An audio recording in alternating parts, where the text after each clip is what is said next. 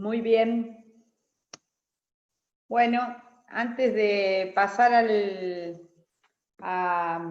video, vamos a presentarnos. Yo soy Claudia Oviedo, colaboradora en la cátedra. Han tenido ya unas cuantas clases, ¿no es cierto? ¿Con quién tuvieron la clase anterior?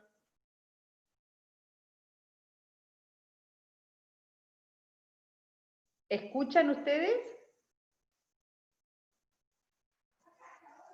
Florencia. Sí, profe, se escucha bien. ¿Se escucha bien? Sí, sí. Bueno, miren que vamos a participar bastante en clase, así que les pediría que estén atentos, yo los nombro y interactuamos, ¿puede ser?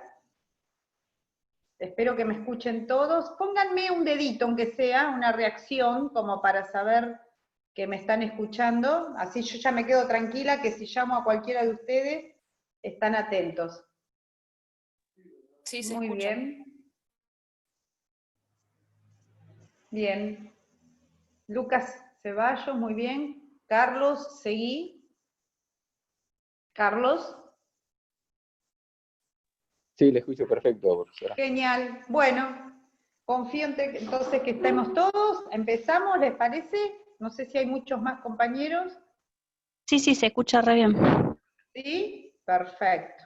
Muy bien. Vamos ahora a compartir pantalla. Un segundito.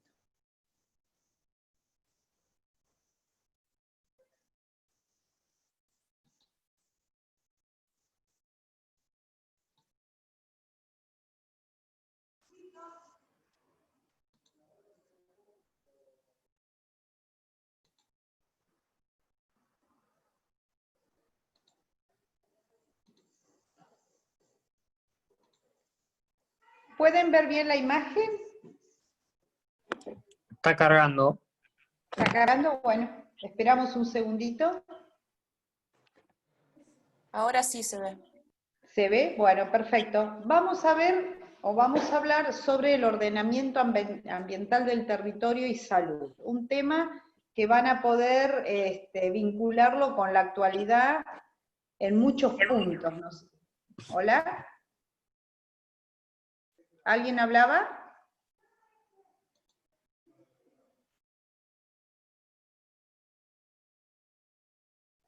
Bueno.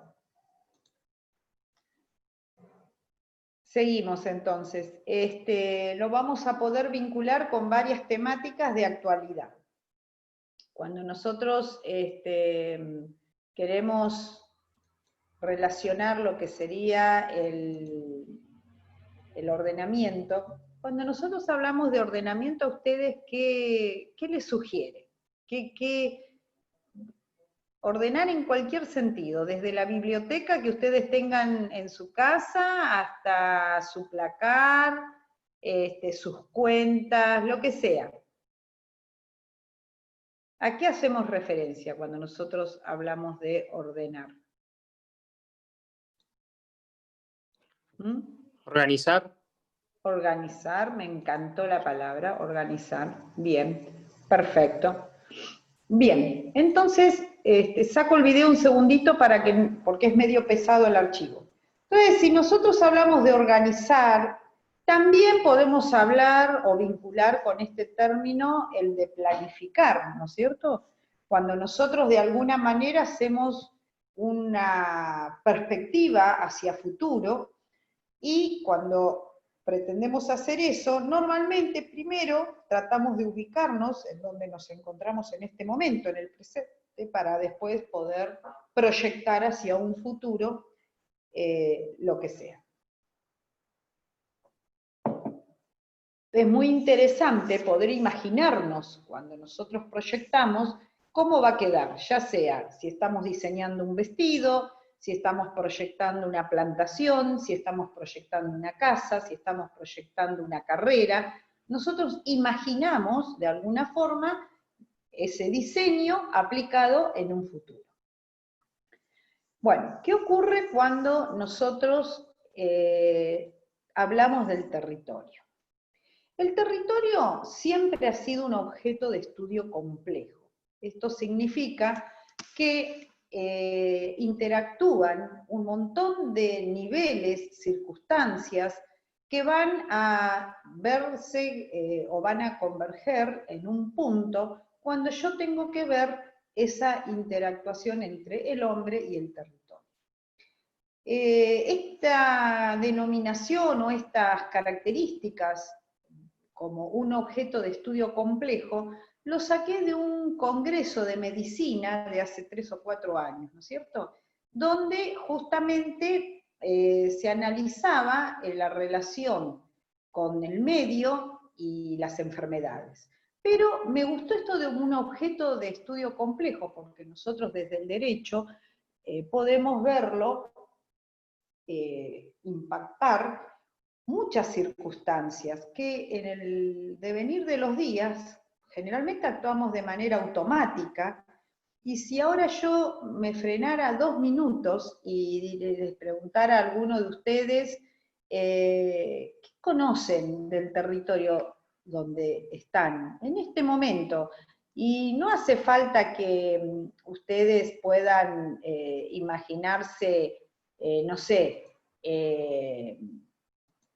toda la Patagonia o todo el territorio pampeano. Simplemente, a ver, Luciano Suárez, ¿no? De donde vos te encuentres en este momento.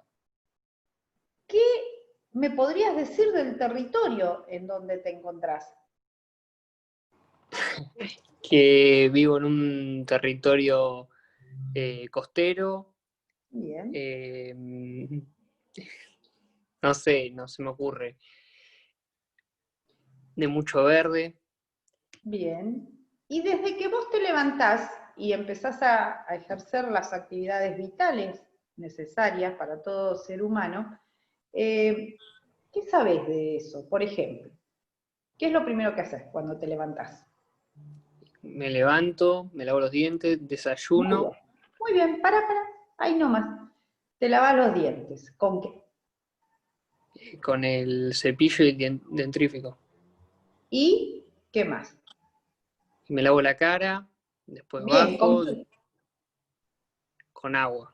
muy bien, del agua. Ponele que analicemos ese elemento que interviene de manera vital en la porción de territorio donde vos te encontrás. ¿Y qué sabemos? La verdad, a ver, ¿sabés algo vos, Luciano? ¿Del agua? Si sé algo. ¿Qué consumís vos? ¿Para qué utilizo el agua? ¿Es la pregunta? ¿Qué características conocés, por ejemplo? No sé, que el componente químico es H2O. Sí, que el cuerpo esté integrado por un, no sé, un porcentaje muy, muy alto de agua, 95, no, la verdad que no me acuerdo. bueno, Que es, pero de ese agua, ¿no? De lo que estás consumiendo, ¿qué sabemos? Por ejemplo, ¿cuál es que la cuenta? es un recurso limitado. Sí. Y a ver, Pilar. Pilar, Ahí se escucha. sí, perfecto. ¿Qué podrías decir Del agua. del agua? Es Del un agua que recurso vos limitado. consumís, por ejemplo. ¿Qué? Del agua que vos consumís. No, que es un recurso limitado, que es fundamental para todos los seres vivos. Eh, del agua que yo consumo, no sé. Bueno, Yo está consumo el agua que sale de la canilla, pero bien. Es agua corriente, es agua que sacás con un aljibe, con un molino. agua corriente, no, la verdad que no tengo ni idea. Sé que Muy igual bien. no llega ni siquiera a toda la población de Mar del Plata. Entonces, yo no te escucho muy bien, no sé si el resto puede escuchar. No sé. Puede ser porque estoy en la computadora de escritorio y como tengo la cámara alejada de donde estoy sentada yo, no se escucha también. No, no se escucha bien. ¿Y Ara? Yara Soberón. Gracias, Pilar.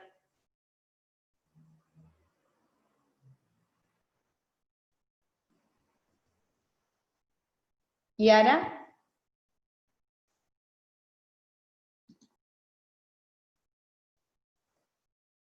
Profesora, ahí está diciendo que no tiene micrófono, Yara. Ah, bueno, perfecto, no hay problema. Yamila. Sí, profe. Buenas tardes. ¿Cómo te va? Bueno, Bien. ¿qué te parece?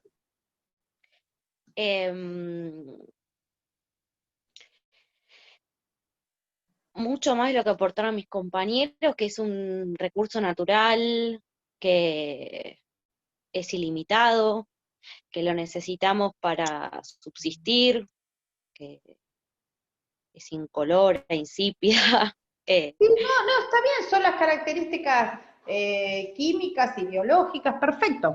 Lo que les quiero decir con esto, que lo que les pasa a ustedes, me pasa a mí, y nos pasa a la mayoría de los ciudadanos cuando nos hace una pregunta sobre el lugar donde vivimos. Es decir, es como que vivimos aislados en una burbuja sin conocer nuestra relación con el territorio, cuando en realidad es vital, esencial, indispensable. Entonces, por ejemplo, estaría bueno que sepamos de dónde viene este agua que utilizamos,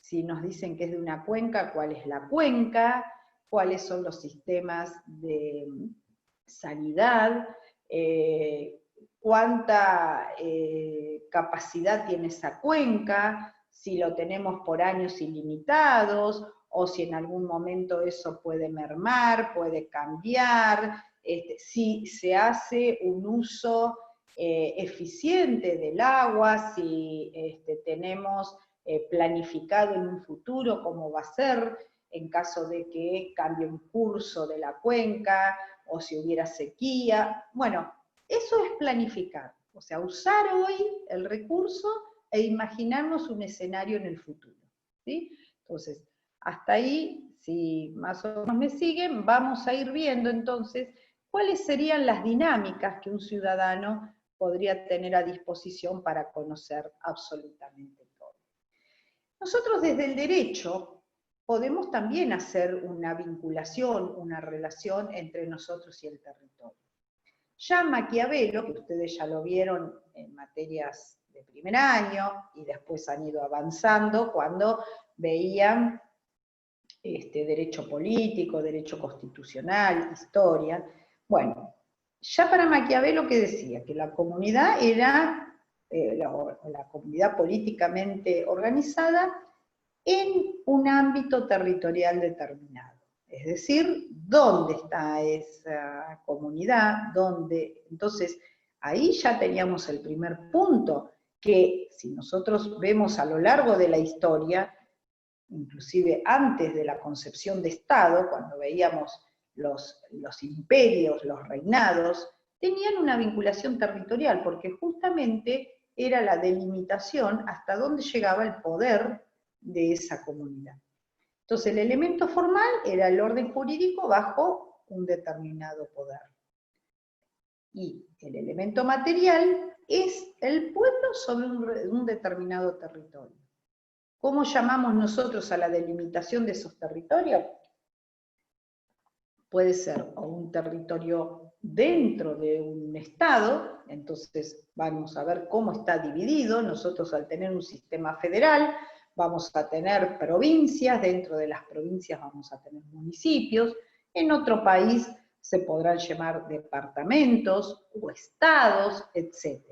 Pero esa relación entre la organización política y el territorio es un elemento material indispensable.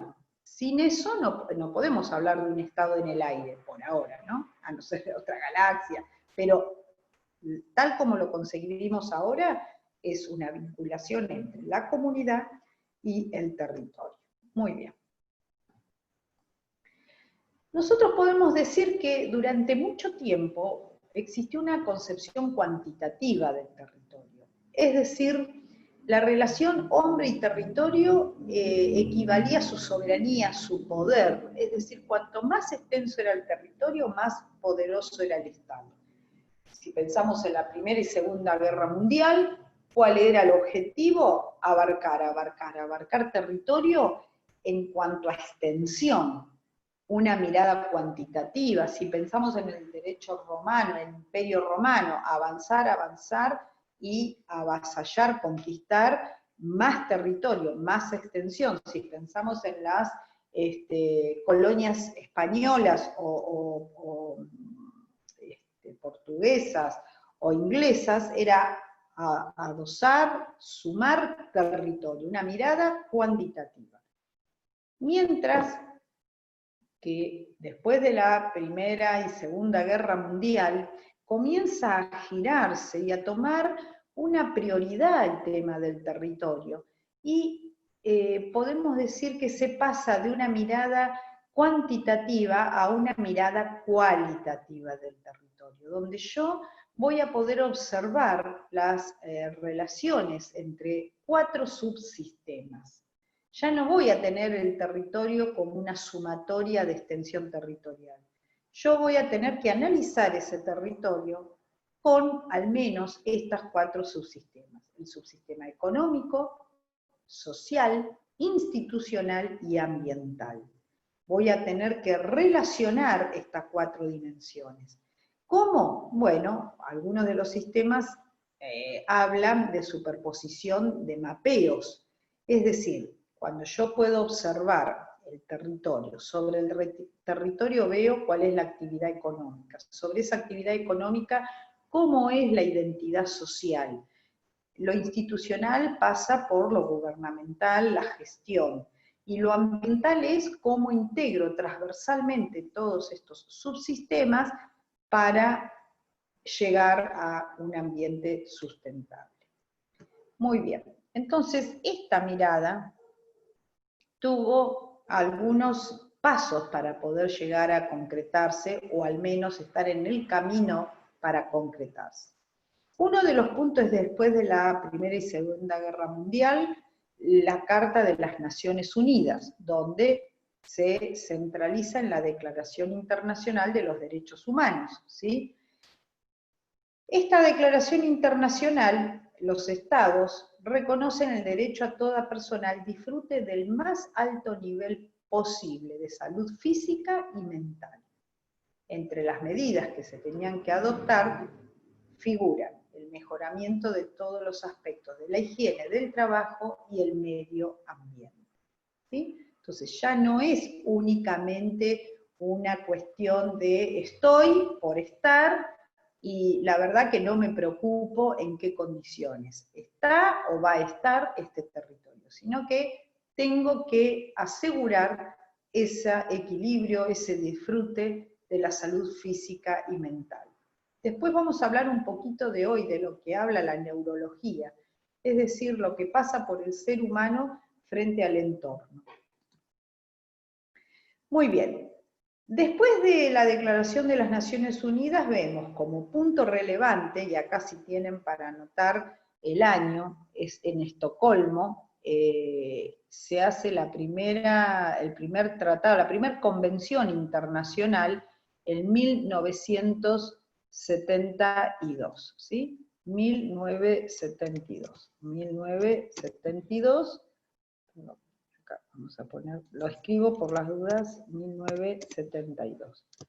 En esta convención se comienzan los estados a plantear el tema del ambiente y el territorio.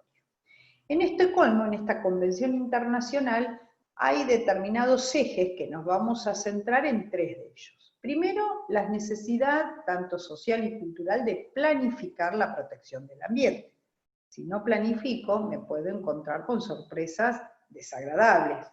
Entonces, una es planificar, pensar hacia el futuro. 2, poner en atención a los recursos naturales. No son todos los recursos naturales inagotables, ilimitados. 3, utilizar todos los medios que se puedan para la lucha contra la contaminación. Por eso se comienza a perfilar el concepto de contaminación transfronteriza, es decir, cuando nosotros hablamos del territorio y las delimitaciones territoriales, generalmente son delimitaciones de tipo político. No es que un territorio va a empezar y va a terminar de acuerdo a un accidente geográfico, ¿sí? Hasta acá llega Paraguay, hasta acá llega Uruguay, hasta acá llega Argentina, con divisiones de tipo político, no con divisiones de tipo naturales. Entonces, el problema de las pasteras, el río Paraná, Uruguay y Argentina, es un caso típico de contaminación transfronteriza, ¿sí? Entonces, ¿qué pasa? Se comienza a ver en estos límites geográficos cuáles van a ser las consecuencias para los estados que provoquen algún tipo de contaminación en los territorios que son vecinos o afecten a través o a partir de una actividad de uno de estos estados. Entonces, ya este tema comienza a tener importancia en el sentido de que ya no da lo mismo provocar o no provocar un daño. El daño, en principio, está reconocido por esta convención y debe ser indemnizado. Año 72. En el año 92, ¿sí? 20 años después, se vuelve a hacer una convención ambiental, donde participaron muchísimos estados. Se llamó la Conferencia de Río, porque se hizo en Río de Janeiro, y comienza a profundizarse el significado de desarrollo sostenible. ¿Esto qué es? Ustedes van a ver, o ya han visto en otras clases, el concepto de desarrollo sustentable y desarrollo sostenible. Sustentable es aquel equilibrio entre la producción, lo económico, la industria y el impacto en la naturaleza. Eso sería algo sustentable, que sea el menor daño posible o que se haga de la forma en la que no se pierda ese equilibrio del ecosistema. Y el desarrollo sostenible es cuando esta actividad se puede sostener en el tiempo. Ahora, ¿por qué? Porque en el centro de todo este cuidado, de toda esta creación, tanto jurídica, de derechos, como desde el ámbito social, como desde el ámbito de la ciencia, como desde el ámbito económico, tienen que tener como centro a los seres humanos. Este ser humano que tiene que vivir de manera saludable y productiva en armonía con la naturaleza. Después vamos a ver cómo vinculamos todo esto con lo que estamos viviendo hoy, ¿no es cierto? A ver, ¿qué pasa con nosotros, con nuestra armonía frente a una pandemia? Una circunstancia que hace 100 años que en el mundo entero no se daba. Bien. Después en el año 2000, vamos a repasar los años. Año 72 Estocolmo, 92 Río, la Convención de Río, y en el año 2000 se plantean los objetivos del milenio, ¿sí? Esto la ONU los plantea en 7 compromisos que se asumen con respecto a determinadas áreas del ser humano. Bueno, todas tienen una vinculación. Nosotros en esta materia, como es recursos naturales y medio ambiente, vamos a hablar del objetivo número 7, que es garantizar la sostenibilidad del medio ambiente. Ahora, vuelvo a insistir, estos 8 objetivos no están desvinculados, ni cada uno va por su rumbo. Tienen absolutamente una conexión.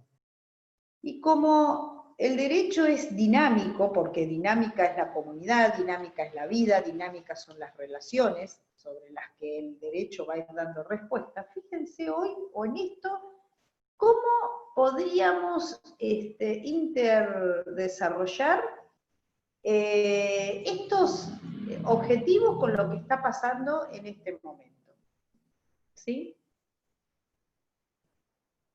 Por ejemplo, garantizar la sostenibilidad, ¿Qué pasa con la salud?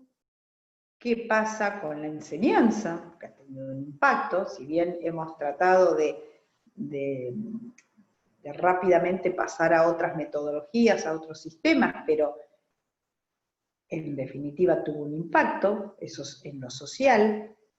¿Qué pasa con las enfermedades? Fíjense que en el año 2000 el tema pasaba por combatir el HIV, la malaria y otras enfermedades. ¿Qué pasa con esto?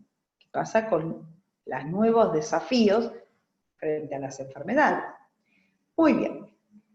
Todos estos elementos los vamos a vincular con el tema de hoy, que es el ordenamiento ambiental del territorio.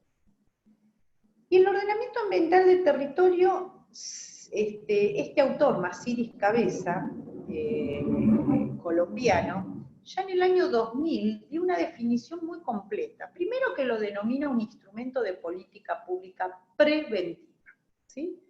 Y habla que es un proceso de organización del uso del territorio, ahí tengo que corregir esa letrita, en función de sus características ecológicas, socioeconómicas, culturales y políticas institucionales. Este autor, vuelvo a insistir, colombiano, planteaba de que ninguna decisión política podía llevarse adelante si no pasaba por una mirada conectada con el territorio y o bajo la visión de tener esta mirada como un instrumento de política pública preventiva. Y la Organización Mundial de la Salud también hablaba de esto del ordenamiento territorial. Dice, es aquella disciplina que comprende aspectos de la salud humana, incluida la calidad de vida, el bienestar, que son determinados por factores ambientales físicos, químicos, biológicos, sociales, psicosociales. Se refiere a la teoría y práctica de evaluar, corregir, controlar y prevenir factores del medio ambiente que pueden potencialmente afectar la salud presente y de las generaciones futuras. Vamos a ver, vamos a analizar un poquito este tema respecto a cómo vimos impactados todos estos niveles frente a esta pandemia, ¿no es cierto? ¿Qué pasa con esto de los límites territoriales?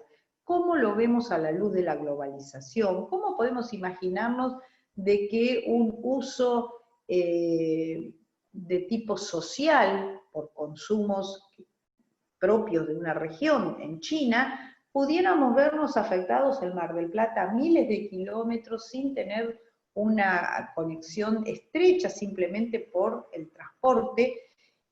¿Cómo podemos ver? ¿Cómo se puede prevenir? Nos cambia todo el aspecto y ¿qué dirá ahora la Organización Mundial de la Salud frente a este impacto? ¿Hubo canales o hubo instrumentos de prevención suficientes? Bien. Entonces, ya, bueno, la Organización Mundial de la Salud hablaba de que la planificación es un instrumento de desarrollo sostenible. ¿Cómo se hace? Bien, primero, evaluando la situación actual, luego estableciendo metas hacia dónde queremos llegar y después cómo se alcanzan esos objetivos, ¿sí? Ahora, esta planificación, vista así, ¿para qué tendría que propiciarse? ¿Hacia dónde tendría que apuntar? Bien, esto tendría que apuntar a propiciar el incremento del nivel de vida de la población.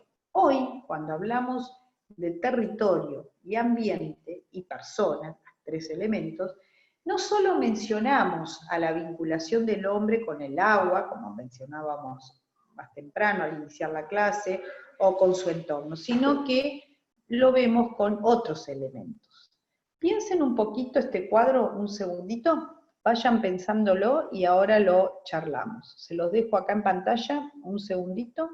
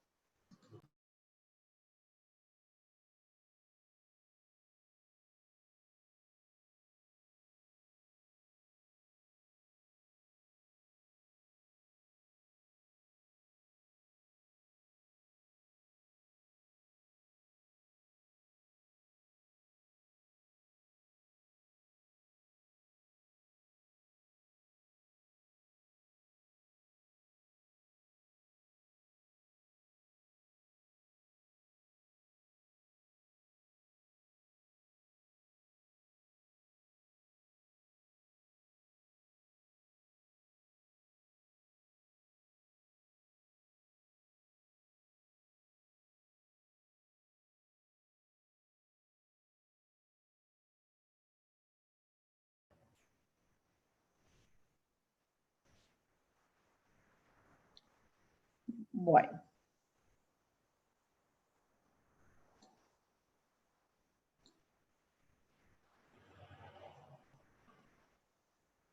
A ver, vamos a ver, Rafaela. Sí, estoy acá.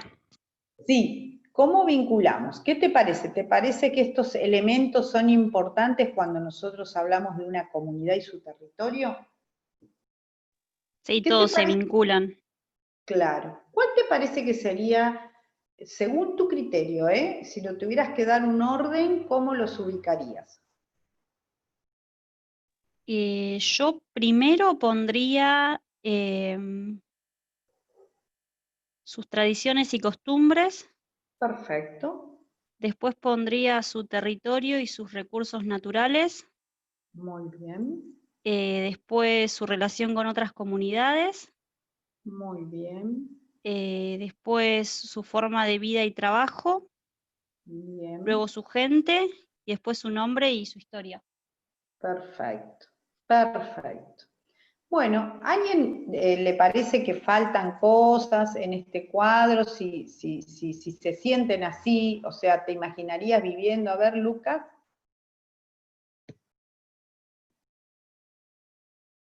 Lucas.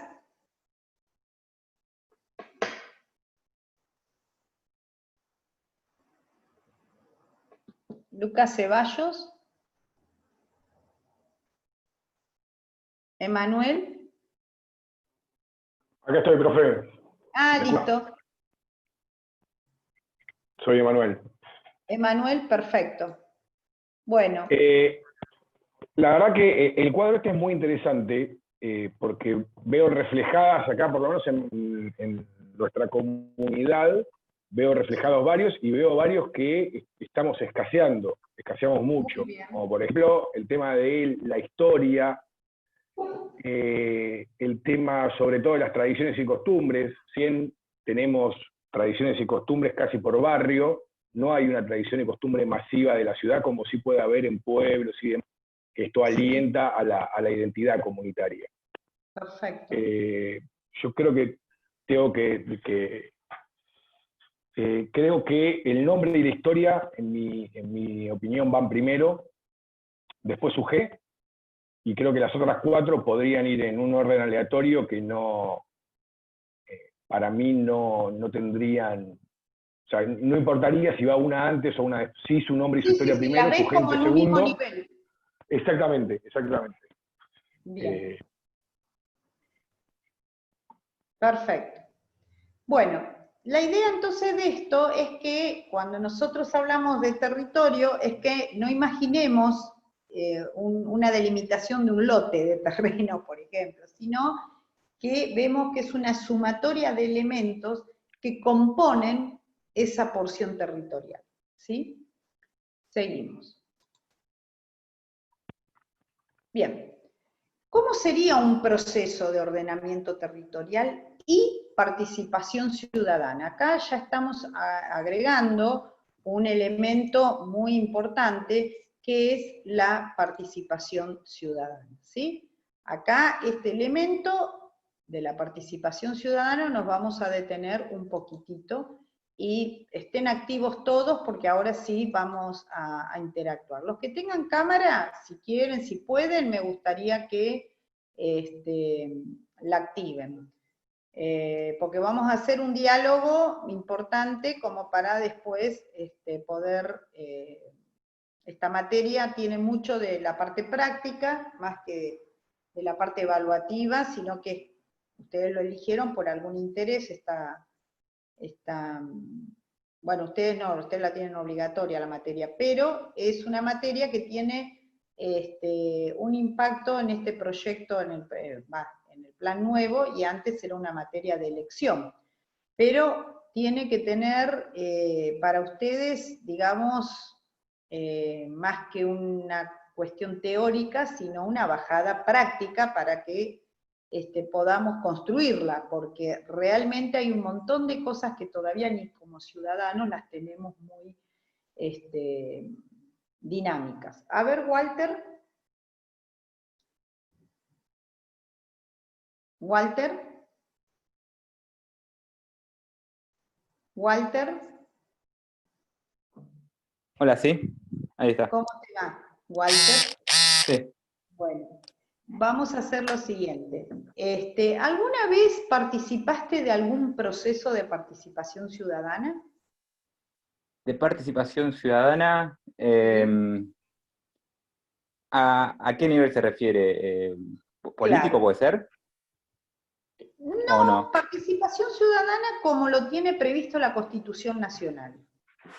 Mm, No. no por ningún tema en particular. Bien. No recuerdo. Silvio Núñez. Silvio, Olá, prof. ¿cómo te va? Olá, tudo bem? Muy bien. ¿Vos participaste en algún proceso de participación ciudadana? Isso, intercâmbio Brasil. Ah, bueno, ¿y en qué parte de Brasil? O Rio Grande do Sul.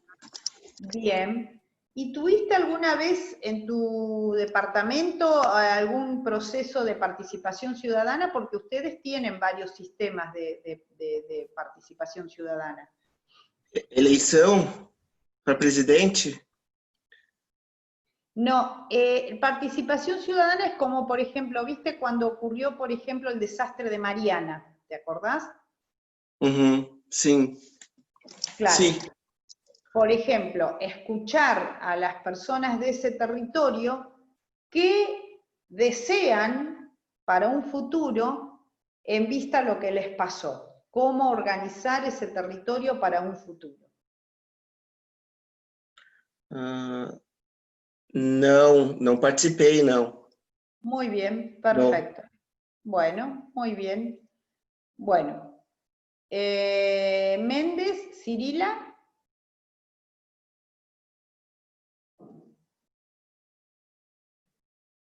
Cirila. Luciana. Hola, profesora. No participé en Cirila. Sí. No me había activado el micrófono, pensé que estaba activado.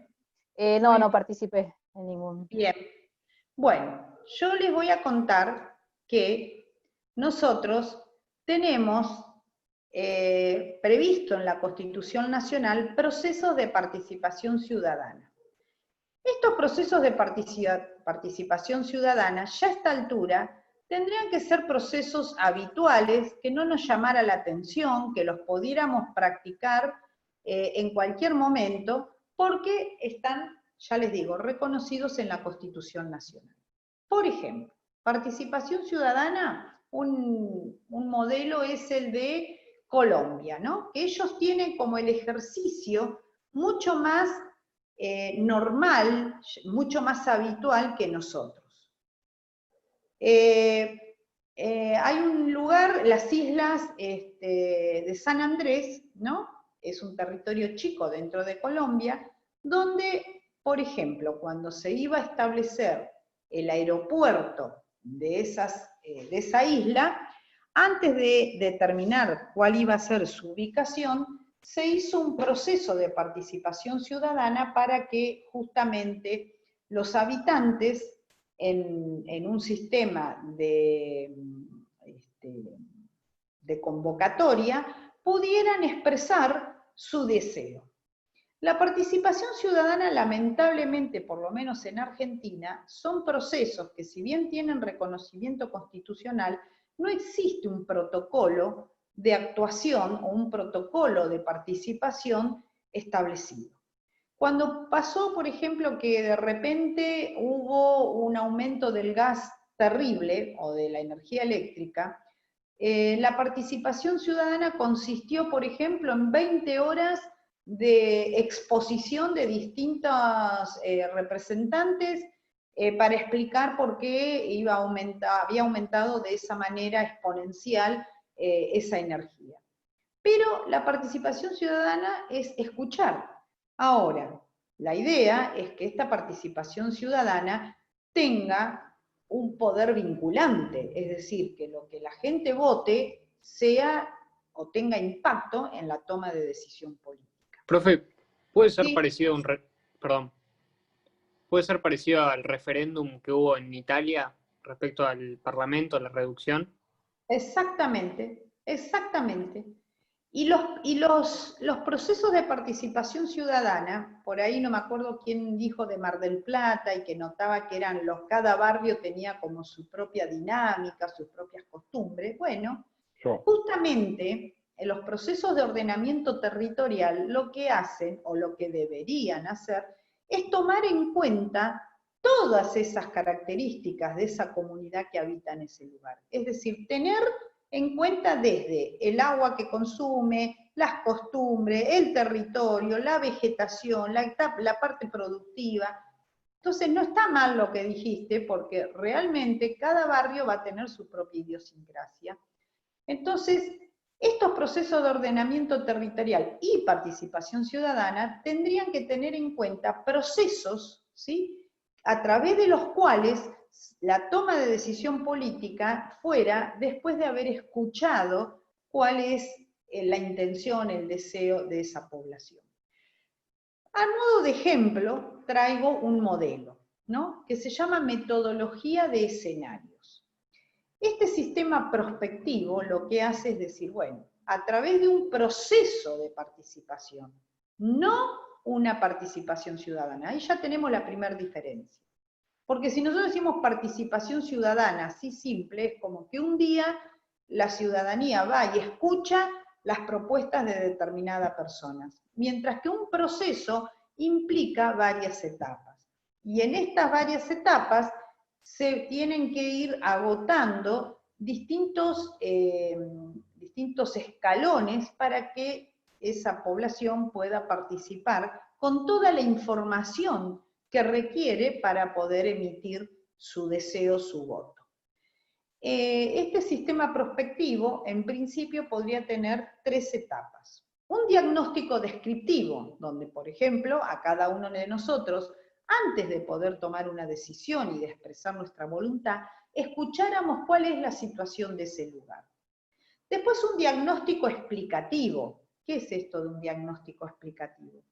Por ejemplo, que ese diagnóstico, si hoy te dijeran, bueno, mira, tenés agua, pero las napas podrían llegar a estar contaminadas de acá a 10 años, o de acá a 5 años, o la calidad podría disminuir, o el suelo está perdiendo nutrientes, o etcétera, ¿no? Entonces, tengo que tener un diagnóstico descriptivo hoy de cuál es la situación y un diagnóstico explicativo de por qué se produjo esta situación actual y qué podría, o cómo podría mejorarse, y un diagnóstico predictivo, es decir, si nosotros hoy tomamos una decisión y la proyectamos a futuro, imaginemos ese escenario futuro, cómo sería habiendo tomado medidas hoy, por ejemplo. Vamos a suponer el basural o la disposición final de residuos. ¿Qué pasaría si a nosotros nos dieron realmente un diagnóstico de cómo está ese suelo, cómo está la población que vive alrededor, cómo están las napas de agua que pasan por ahí, cuál es el grado de contaminación, etcétera? Y en caso de que nos dieran distintas posibilidades de remediación de esa situación, ¿cuál sería el escenario futuro si uno tomara esas medidas? Bien, nosotros, ¿cómo podríamos integrar estos intereses? Es decir, ¿a qué tendríamos que tender en cualquier planeamiento a futuro de nuestros territorios? Bueno, estos son 9 puntos, 9 objetivos que en general tendrían que tender a reducir el carbono, utilizar el transporte público para evitar tantos vehículos, tecnologías y combustibles limpios, obviamente mejorar las condiciones de trabajo, el acceso al agua, al saneamiento, todos temas que parecieran que quedan en los objetivos internacionales como una expresión de deseo, ¿no es cierto? Hoy, volviendo al tema que nos ocupa, la pandemia, en medio de esto, muchas recomendaciones no se pueden llevar a cabo porque hay población que no tiene agua para poder higienizarse. Entonces, ¿sí? Esto pasa por un planeamiento previo, ¿sí? El uso de, reducir el uso de productos químicos, la protección solar, el consumo de tabaco, la salud en todas las políticas para, obviamente, crear entornos más beneficiosos o prevenir las enfermedades.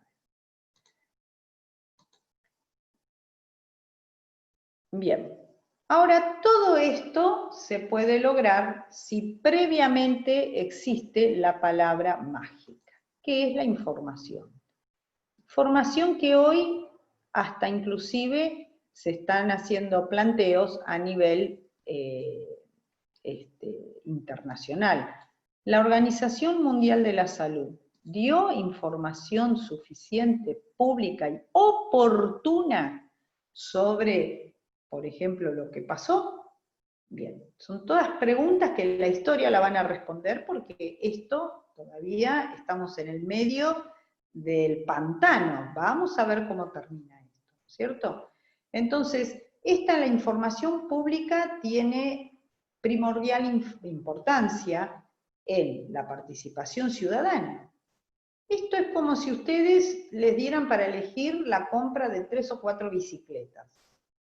Si a mí no me dicen nada, y lo único dato que me dan son precios de las 4 bicicletas, yo voy a querer algún dato más para que me ayude a decidir. La toma de decisión va pegada de la información.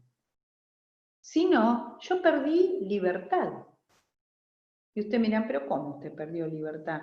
Claro que pierdo libertad. Si a mí no me dijeran, por ejemplo, que el territorio donde vivo, el agua tiene alto contenido de sodio y que eso a mí me puede provocar en un futuro un problema de tiroides, si yo esa información no la tengo, yo no soy libre, porque yo estoy viviendo y consumiendo agua, obviamente, de buena fe, pensando que no tengo ningún tipo de riesgo. Ahora, ¿qué pasaría si a mí me informaran? Miren que en el territorio que usted vive puede pasar esto y esto. Bueno, una opción sería que quizás me quisiera mudar. Entonces, cuando nosotros tenemos un conocimiento escaso o nulo, nuestra libertad queda presa de esa ignorancia, ¿sí? Entonces, cualquier toma de decisión puede ser errónea, ¿sí? Por eso habrán escuchado en estos días justamente que vamos a plantear para la próxima clase que tengan conmigo, que ustedes vayan buscando la Ley de Información Ambiental, sancionada hace muy poquito en nuestro país. Bueno, eso sería empezar a plantear el camino justamente para lograr este tipo de información necesaria para la toma de decisión. Bien, entonces, como conclusión podemos decir que territorio y salud obviamente van de la mano, ni hablar en este momento, ¿no es cierto? Y que sin información nosotros no podemos revitalizar una comprensión profunda de las grandes decisiones sociales, ¿sí? Entonces, este es un tema que a mí lo que más me interesa es si a ustedes les queda algún punto como de reflexión, como al menos que me digan, mira, nunca se me ocurrió pensar en esto. ¿Ven? Los que tengan posibilidad de poner imagen, les pido que la pongan para interactuar estos minutitos, y si tienen este micrófono, que lo habiliten, ¿sí? A ver, Florencia, ¿qué te parece a vos?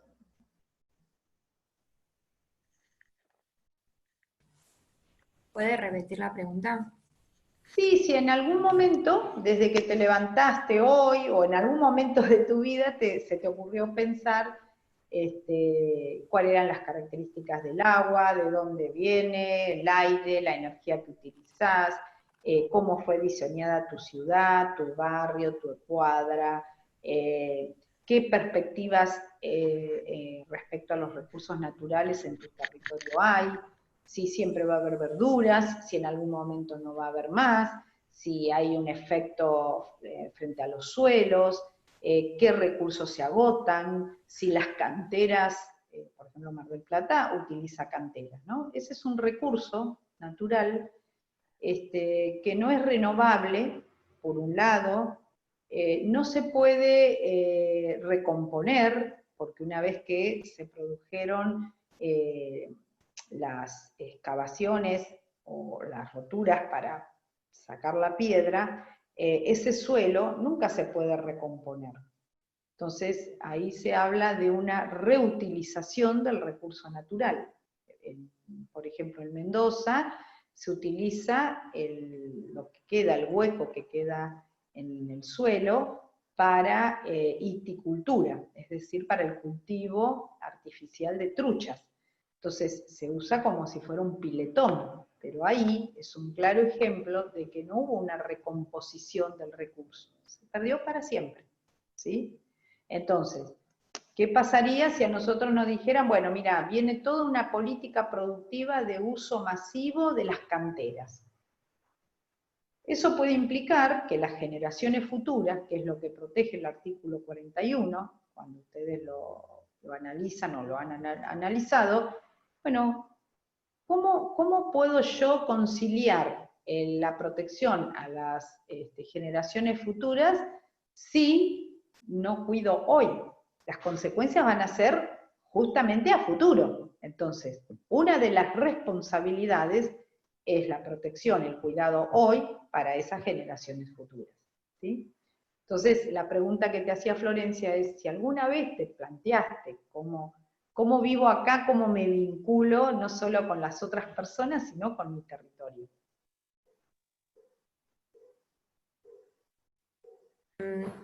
Con respecto al agua, sí lo he pensado cada vez que escucho de contaminación de las napas, qué va a pasar con las napas de Mar del Plata. Y con respecto al territorio, también cuando se habla de, ¿cómo se llama? De la soja, el químico que se usa, que es muy tóxico. Fertilizante. No, fertilizante no, el insecticida, el Roundup, los agroquímicos. ¿Qué va a pasar después con, sí, el glifosato y todos esos agroquímicos? ¿Qué va a pasar con ese terreno? Después van a seguir produciendo soja por el resto, porque después creo que no se puede volver a usar para otros cultivos, y la soja también agota mucho el territorio. Claro, ¿qué va a pasar con eso después? Y bueno, fuera de Mar del Plata, también ahora que se escucha mucho de que hay incendios forestales, pero también hay muy poca información, solo se sabe que hay incendios en Córdoba y nada más, no hay información de qué se puede hacer para prevenir o qué podemos hacer para ayudar. Eso, más que nada. Perfecto. Sí, sí. Por eso este disparador, ¿no es cierto? Walter, ¿te pudiste comunicar? Gracias, Florencia. Carlos, seguí. Sí, profesora. A mí me interesó mucho lo que habló la doctora Paula Caparros la clase pasada, cuando hizo referencia al tratamiento de residuos. Y bueno, me interesó porque, digo, tantos residuos orgánicos como domiciliarios, como industriales que se generan día a día. Y bueno, me quedó como un interés por saber cómo es el tratamiento que se le da a esos residuos para que no sean tóxicos y así desecharlos, digamos. Perfecto. Sí, sí, son todos temas que no están todavía resueltos, es verdad. Jimena. Hola, profe, buenas tardes. ¿Cómo te va? Ay, creo que se trabó, ¿puede ser? No. Sí, para mí lo que pasa es que no es como una prioridad hoy en día todo lo que es la cuestión ambiental. Y al no ser una prioridad, como puede ser la economía o otros temas políticos, eso lleva a la desinformación. o a la información escasa. Exactamente. Sí, y a mí en principal lo que más me preocupa, o por lo que más tengo en la actualidad, es el tema de los plásticos de un solo uso. Y también el tema de, como dijo Florencia, de los incendios, que no se saben las causas, y tiene por detrás todo el tema de la ganadería y todos sí, como eso, la función del territorio, que es más por lo económico que realmente o sea, como que no se tiene en cuenta lo ambiental, sino solamente lo económico. Exacto, sí, sí, perfecto, sí, sí. Dijiste algo que yo comparto totalmente con vos, ¿no? Porque siempre lo urgente tapa a la planificación, o sea, hay que resolver el día a día, ¿viste? Entonces, ¿para qué vamos a hablar de eso si hoy tenemos un tema que no se sabe con quién se va a pagar el sueldo de los recolectores? Entonces, claro, pero a veces creo que lo que pasa es que no se tiene como muy ligada la idea de que el hombre vive en la tierra, o sea, el hombre es de la tierra, no la tierra del hombre. Entonces, por ahí eso, al no estar tan vinculado, se le da más importancia a cuestiones económicas o sociales, que también son importantes, pero no nos olvidamos de que vivimos acá y que no hay como otro planeta para irnos. Sí, por ahora no. Por ahora no. Sí, ¿Me escuchan ahí? Sí. Con respecto a lo que estaba diciendo Jimena, también me parece que hay como una desvinculación total entre las crisis humanitarias por el tema económico y el hambre y lo que es el medio ambiente, que en realidad son dos cosas que van de la mano y se pueden solucionar de formas simultáneas. Sí, sí, sí, totalmente de acuerdo con vos. Miraba el otro día un programa, no me acuerdo en qué canal, no me acuerdo el canal, pero era una arquitecta joven, y bueno, arrancó el camino del desafío de empezar a construir otra vez con elementos naturales, amigables, que como si fuera el barro, la paja, etcétera.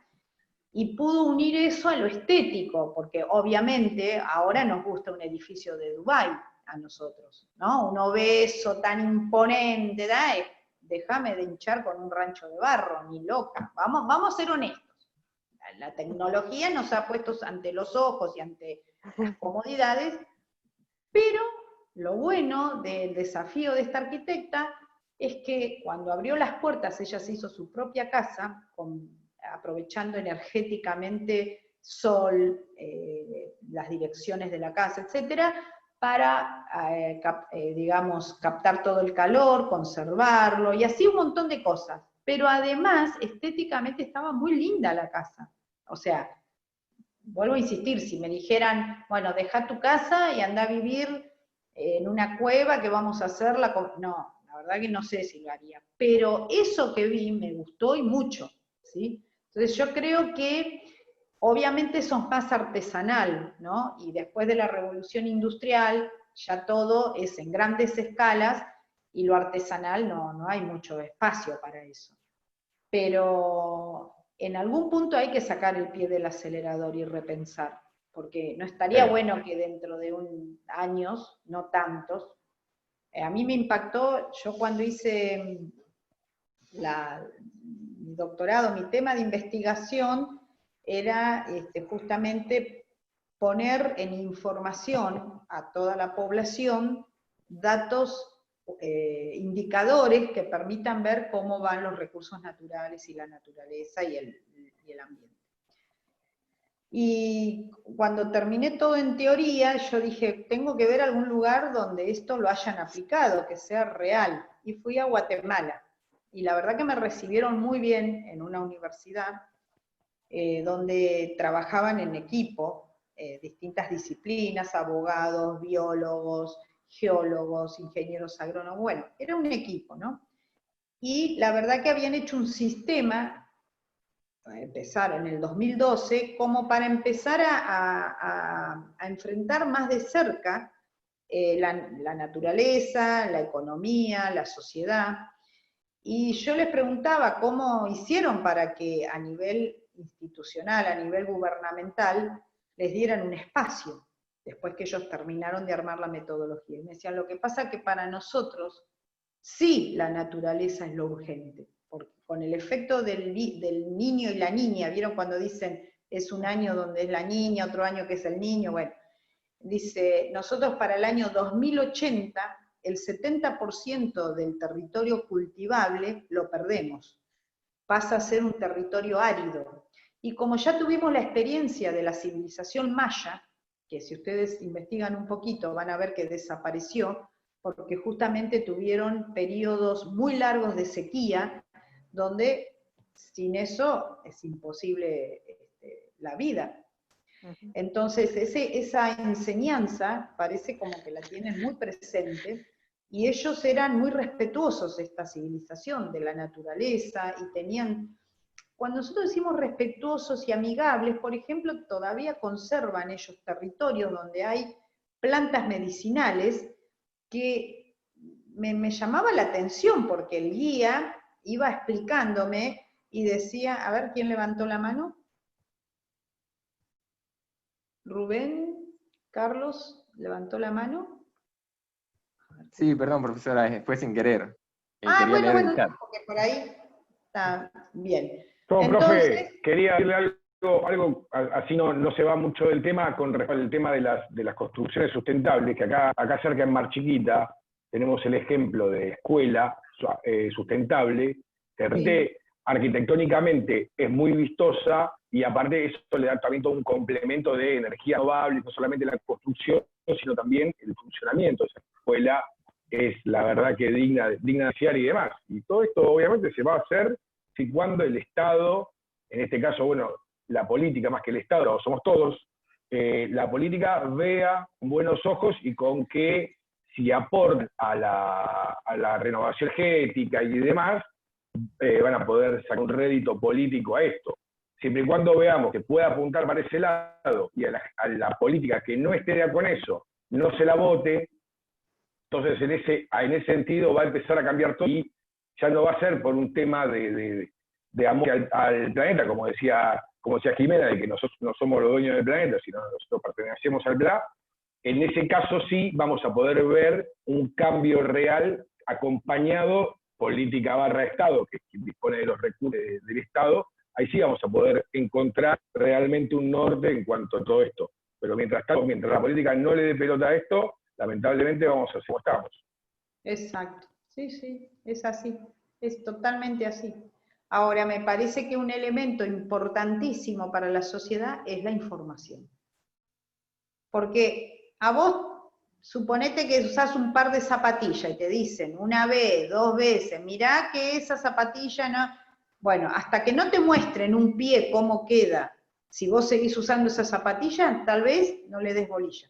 Porque somos así el ser humano, ¿viste? Bueno, chicos, un placer haber compartido esta clase. No sé si por ahí compartimos alguna otra, si no le voy a pasar a la doctora Gabriela García Minella para que investiguen un poquito sobre esta ley sobre el derecho a la información ambiental. Bueno, buenas tardes, que les vaya bien. Buenas tardes, profesora. Chao, profe, gracias. Adiós. Profe, hasta luego.